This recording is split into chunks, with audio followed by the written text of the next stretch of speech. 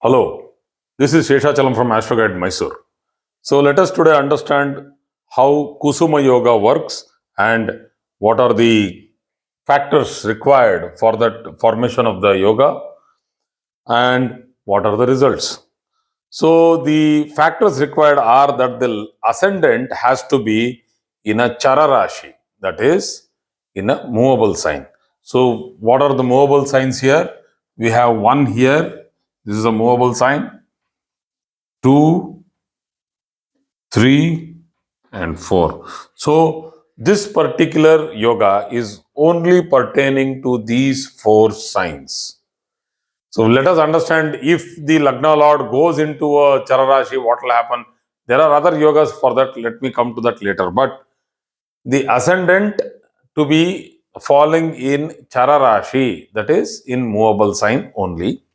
Second point is that Venus has to be in a quadrant from the ascendant. So if I take this particular ascendant of Capricorn, so Venus has to be either in Capricorn or in Aries or in the 7th house or in the 10th house. So this is a very strong position. We know that Venus in the 10th house in its own sign will give rise to Malavya Yoga, one of the Panchamahapurush yogas, which is a very strong yoga by itself. So this is this second factor. The third factor is that moon has to be in a trine. Trine. So trines are 1, 5 and 9. So moon can be here. I'm just giving you all the possible positions for Capricorn. So moon can be in the 5th.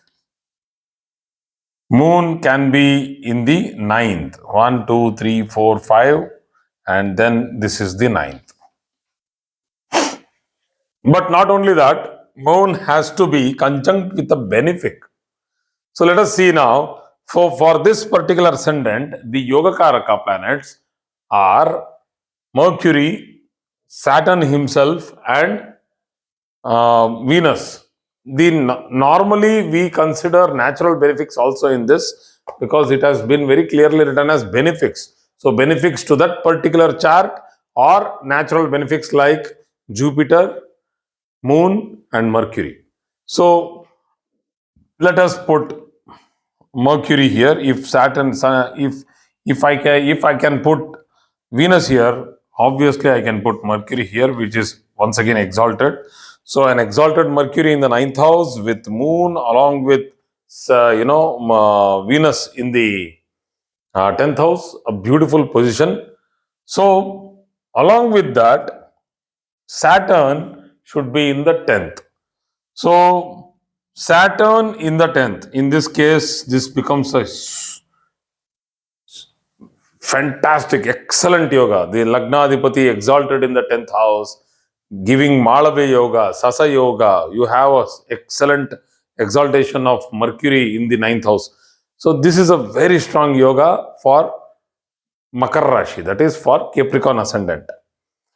So let me go to another ascendant, just check once again. So if I take up this particular ascendant of Venus, that is Libra.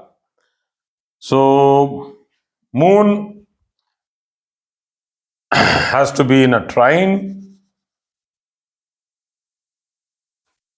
First, we will see whether the ascendant is a Chararashi. Yes, it is a Chararashi, that is, it is a movable sign. These are all movable signs as I had written here.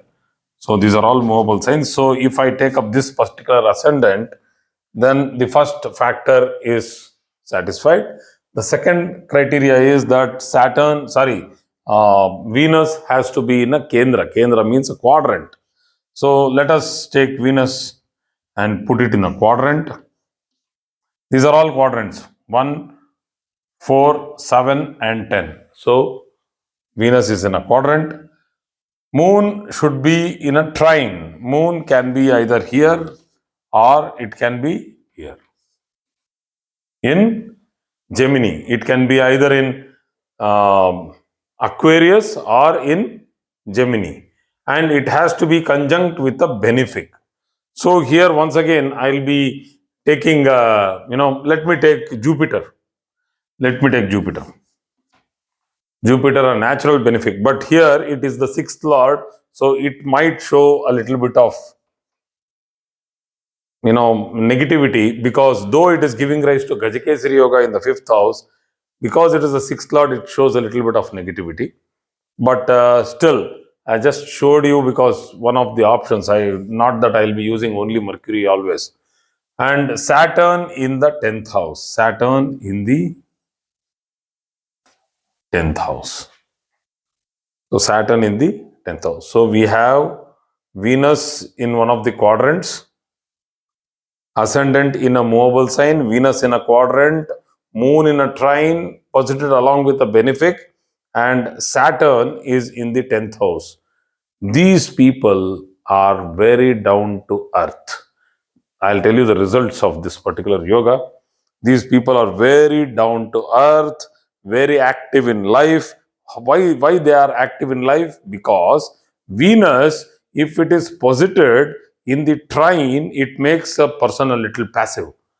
But when Venus is posited in an what we call as a quadrant, in a quadrant, the person becomes active, and we have this beautiful sense of imagination, or a beautiful sense of righteousness, very ethical, because Moon is posited along with a benefic only. It should not be posited along with a malefic also. That cancels the yoga. So Moon with the benefic in any one of the trines, that is 1, 5, 9, makes a person very pious, very, very ethically pious, very modest, very humble person, very nice person.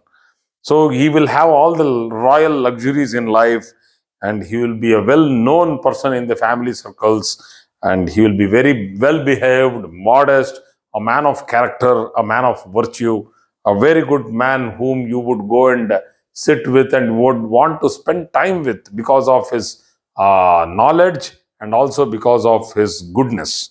So he is well versed in languages. This is very important point here. So why languages, and why he can become a very good writer? He can become a very good author in several, variety of issues he can get into as an author. So how come he can be a very good writer, or he is well versed in languages? Let us understand that. So the point that Moon is in the trine itself is a very strong point for a person becoming a good lyricist, or a writer, or a person with very good language, strength, or what we call as control over language, or he knows the language. So this happens only for movable signs. Once again, the other signs are exempted from this particular yoga. They are not there in this yoga. So Kusuma Yoga works for the it works very beautifully for movable signs. A person who has a lot of active role to play in the society. So thank you very much for today's class.